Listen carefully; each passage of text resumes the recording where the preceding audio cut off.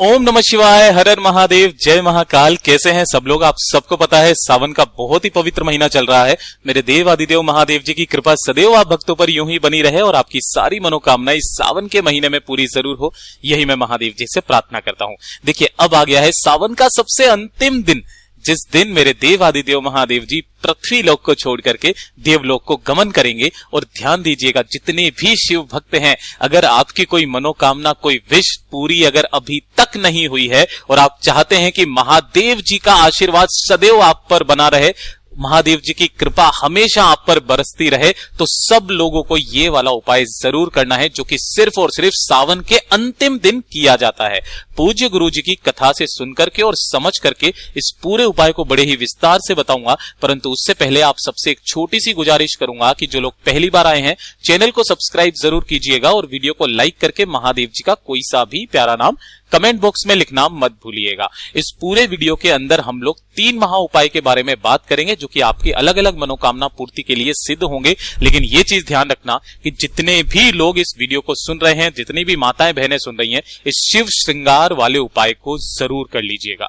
आपके घर में कभी किसी चीज की कमी नहीं रहेगी। मेरे देव आदिदेव महादेव सदैव आपके घर में रहेंगे। ठीक है, सबसे पहले बात कर लेते हैं पहले वाले उपाय की तरफ। ठीक है, जो पहला वाला उपाय है वो है शिव श्रृंगार उपाय।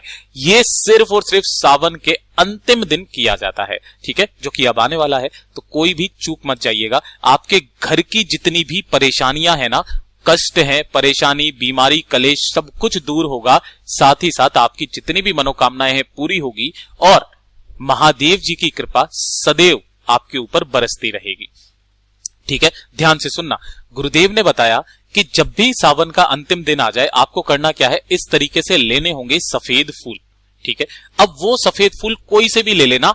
एक फूल होता है केतकी का, उसको छोड़ करके, केतकी का फूल महादेव जी पर समर्पित मत करना, 1000 गौ हत्या का पाप लगता है। ठीक है ना। इसके अलावा जो सफेद फूल मिल जाए, आपको वो सफेद फूल चाहिए। कितने चाहिए ये चीज ध्यान रखना।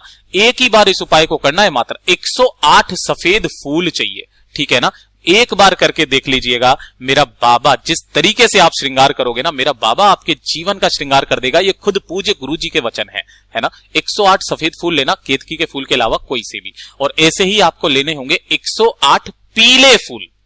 कौन से वाले फूल? पीले फूल। अब वो पीले फूल चाहे कनेर का मिल जाए तो आप कनेर का ले लीजिए। ठीक है, इसके अलावा मोगरे का मिल जाए या किसी भी चीज का मिल जाए, हजारे का मिल जाए, आप वो वाला ले लीजिए। गेंदे का मिल जाए वो ले लीजिए। ठीक है ना, लेकिन पीला फूल आपको चाहिए, वो भी कितने? 108। ठीक है, उपाय थोड़ा सा कठिन है, लेकिन जिसने इस उपाय को कर लिया ना, जीवन उसका सुधर जाएगा। ठीक है, 108 सफेद फूल, 108 पीले फूल और 1 लोटा लेना शुद्ध जल। और इन्हें लेकर के चाहो तो प्रदोष काल में या फिर चाहो तो सुबह के समय पहुंच जाना मेरे देव आदिदेव महादेव जी के मंदिर शिवलिंग के पास। सबसे पहले आपको क्या करना है, कोई भी आपके परिवार का व्यक्ति एक जना इस उपाय को कर सकता है। उत्तर दिशा यानी कि नॉर्थ डायरेक्शन की तरफ मुंह करके बैठ जाना। अब ध्यान से सुनना, क्रम क्या कहता है। जो भी आपको पूजा अर्चना करनी है ना, मेरे देव आदिदेव महादेव जी की कर लीजिए। और कर देने के पश्चात जब आपको 1 लोटा शुद्ध जल जो आप लेकर के आए हो, मेरे देव आदिदेव महादेव जी को सबसे पहले स्नान कराना है, उस जल से अभिषेक करवाना है। ओम नमः शिवाय, श्री शिवाय नमस्तुभ्यम का लगातार जाप करते हुए, है ना। उसके बाद आप इस शिवलिंग के चारों तरफ जो भी बेलपत्र वगैरह जो भी चढ़ा हुआ है ना, इसके ऊपर पूरी शिवलिंग को अच्छे से साफ कर देंगे। साफ कर दोगे। साफ कर देने के पश्चात ये चीज ध्यान में रखना कि जो आपने पीले और सफेद फूल लिए हैं, तो आपको सफेद फूल समर्पित करना होगा शिवलिंग के ऊपर। जो भी 108 सफेद फूल है ना, एक एक करके उन 108 सफेद फूलों को महादेव जी की शिवलिंग से ऊपर से लेकर के नीचे तक आपको पूरी की पूरी शिवलिंग पर ओम नमः शिवाय मंत्र का स्मरण करते हुए 108 बार ही, एक फूल रखोगे, एक बार बोलोगे ओम नमः शिवाय, दूसरी बार फूल रखोगे, दूसरी बार ओम नमः शिवाय। इस तरीके से आपको फूल रखते हुए पूरी शिवलिंग का आपको क्या करना है, समर्पित करना है, यहीं पर श्रृंगार करना है। ठीक है ना, हर जगह पर आपको इस तरीके से लगा देना है। लगा दोगे। सफेद फूल केवल शिवलिंग पर समर्पित करने हैं और जो 108 पीले फूल लिए हैं, वो पीले फूल आपको समर्पित करने होंगे माता गौरा पर। आपको पता है मंगलवार का दिन भी है, मंगला गौरी का व्रत भी है, तो इस दिन आपको माता जी पर यानी कि माता पार्वती जी पर 108 पीले फूलों का श्रृंगार करना होगा। जो भी व्यक्ति इस वाले उपाय को करता है, ध्यान रखना गुरुदेव ने बताया था कि महादेव जी ने यह वादा किया था कि जो व्यक्ति सावन के अंतिम दिन जिस तरीके से इसने मेरा श्रृंगार किया है, मैं इसके जीवन का श्रृंगार इतनी अच्छी तरीके से करूंगा कि यह जीवन भर कभी मुझे भुला नहीं पाएगा। पूज्य गुरु जी का ये वाला उपाय बहुत ही अद्भुत है, सब लोग जरूर कीजिएगा। मात्र एक बार इस उपाय को करना है, साल में सिर्फ एक बार ये वाला दिन आता है। ठीक है, तो ये तो हो गया पहला वाला उपाय। अब बात कर लेते हैं दूसरे उपाय की तरफ। ठीक है, देखिए दूसरा वाला उपाय, अगर आपके घर में कोई ना कोई संकट हमेशा लगा हुआ रहता है, कलेश रहता है, बीमारी रहती है, या फिर सुख शांति समृद्धि नहीं है, सुख शांति समृद्धि नहीं है ना, संपदा नहीं बढ़ रही है, एकदम वहां की वहीं तरक्की रुक गई है आपके घर की, सावन के अंतिम दिन इस उपाय को कर लेना, सारी परेशानियां दूर हो जाएगी। मेरा बाबा इतने में ही आपका कल्याण कर देगा। सुनिए कैसे करना है। आपको लेनी होगी एक बेलपत्र जो कहीं से भी खंडित ना हो, ठीक है ना, सुबह के समय पर, और एक ले लेना है लोटा जल, है ना, कौन सा लोटा, तांबे का लोटा, इसके अंदर जल भरना, और जो एक बेलपत्री ली है वो भी इसी के अंदर डालना। अपने दोनों हाथों में, स्नान करने के बाद अपने दोनों हाथों में इस लोटे को पकड़ना, और आपके घर में जितने भी कमरे, किचन है ना, जो भी है ना, बेडरूम वगैरह, उन सभी में लेकर के घूम जाना, बाथरूम और शौचालय को छोड़ करके।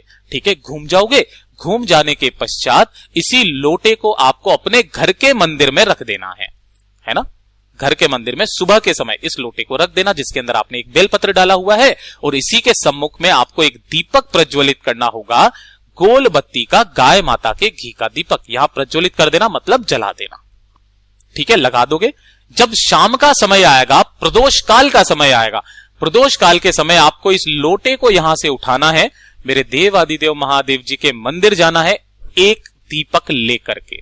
ठीक है ना, अगर आप चाहो तो इस एक दीपक को अपने घर के मंदिर में लगा करके आ जाइए, या फिर जब आप शिवलिंग पर जाओ तो शिवलिंग की चौखट पर आपको यह दीपक लगा देना है और शिवलिंग के पास में चले जाना। जैसे ही आप जाएंगे, आपको उत्तर दिशा यानी कि नॉर्थ डायरेक्शन की तरफ मुंह करके खड़े हो जाना है। जलाधारी जो है वो उत्तर दिशा की तरफ ही होती है हमेशा, केवल एक शिवलिंग को छोड़ करके दुनिया में जितनी शिवलिंग है सबकी जो दिशा है उत्तर दिशा की तरफ है, जलाधारी की दिशा। ठीक है, आपको उस एक लोटे से जल समर्पित करना होगा मेरे देव आदिदेव महादेव जी के ऊपर एक धारी से ओम नमः शिवाय श्री शिवाय नमस्तुभ्यम का स्मरण करते हुए। लेकिन ध्यान रखना, जैसे ही आपने यहां पर वो धार स्टार्ट की, बिल्कुल स्लो मोशन में उस धार को यहां से लेकर के ऐसे करके आगे तक लेकर के आना है, और कहां तक, जलाधारी तक आपको उस धार को लेकर के आना है, और यहां पर आकर के आपका जल समाप्त हो जाना चाहिए। इस तरीके से आपको जल समर्पित करना है ना। अब ध्यान से सुनिएगा, अगर बेलपत्र आपकी उसमें से निकल के समर्पित हो जाती है तो कोई बात नहीं है। अगर बेलपत्र उसमें से निकल करके समर्पित नहीं होती है तो आपको वो बेलपत्र उस लोटे में से निकालना है, माता रानी के हस्त कमल पर आपको टच करवा करके शिवलिंग के ठीक ऊपर समर्पित कर देना है। डंडी रहेगी जलाधारी की तरफ, बड़ी वाली पत्ती रहेगी आपकी तरफ।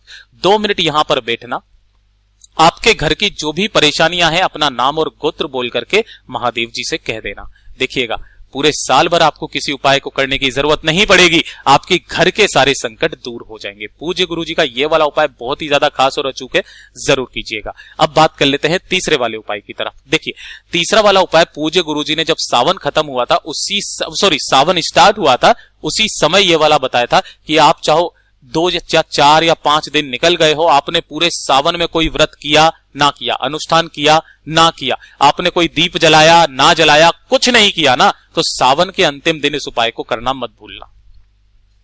आपके घर में जो भी गमला है उस गमले को लेना, गमला नहीं है गार्डन में मिट्टी है उसको ले लेना। ठीक है, लेकिन ध्यान रखना तुलसी जी का गमला नहीं होना चाहिए, इसके अलावा किसी का भी गमला चलेगा। ठीक, इस गमले को लेना, इसी गमले के अंदर जो भी मिट्टी है उसी मिट्टी से आपको एक लिंग का निर्माण करना है। लिंग, अगर आप शिवलिंग बना सको तो बना लेना, कोई दिक्कत नहीं है, वरना सिर्फ आपको इस तरीके से लिंग का निर्माण करना है, इस तरीके से उस मिट्टी को बना लेना है।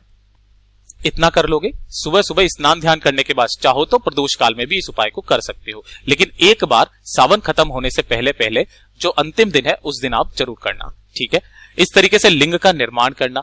लिंग का निर्माण करने के बाद जो भी आपको पूजा अर्चना भोग चढ़ाना है, दीपक लगाना है, धूप लगानी है, चंदन लगाना है ना, जो भी बेलपत्र आपको चढ़ाना है, जो चढ़ाना है वो आप चढ़ा दीजिए, ठीक है ना। सारी पूजा कर लेना। पूजा करने के पश्चात है ना, महादेव जी से अपने घर की रक्षा और अपने आशीर्वाद पाने के लिए मात्र आपको एक सफेद फूल इस शिवलिंग के ऊपर समर्पित करना है। एक सफेद फूल इस शिवलिंग के ऊपर समर्पित करना है और समर्पित कर देने के पश्चात 15 से 20 मिनट तक आपको ओम नमः शिवाय, श्री शिवाय नमस्तुभ्यम का स्मरण करना पूरी भक्ति के साथ में, क्योंकि ये अंतिम दिन है सावन का। इस दिन मेरा बाबा भोलेनाथ जी पृथ्वी लोक को छोड़ करके इस देवलोक को गमन करेंगे। आपके दोनों हाथों से जो अपार धन और साथ ही साथ समृद्धि को जो लुटाएंगे उसका हिस्सा आपको भी मिलेगा। 15 से 20 मिनट के बाद आपको थोड़ा सा जल लेकर के आना है और इनका विसर्जन करना है। विसर्जन करने के लिए आपको किसी और जगह पर जाने की जरूरत नहीं है, जल ज्यादा लेकर के आना। उसी गमले में आपको इतना जल डाल देना है कि इसका वहां की वहीं शिवलिंग का विसर्जन हो जाए। एक बार इस उपाय को कर लेना, पूरे साल भर मेरे देवादिदेव महादेव जी की कृपा आपकी बरसती रहेगी। और आप अभी अपनी स्थिति देख लेना और एक साल बाद जब सावन वापस आएगा आप अपनी स्थिति खुद देख लेना। अगर बढ़ोतरी हुई तो समझ जाना मेरे बाबा ने आपका कल्याण कर दिया। पूज्य गुरुजी ने जैसा अपनी कथाओं में बताया, जैसी वाणी उन्होंने बोली, बिल्कुल वैसा ही आपको बताने का पूरा प्रयास किया। वीडियो पसंद आया हो तो लाइक जरूर करना, चैनल को सब्सक्राइब जरूर कीजिएगा।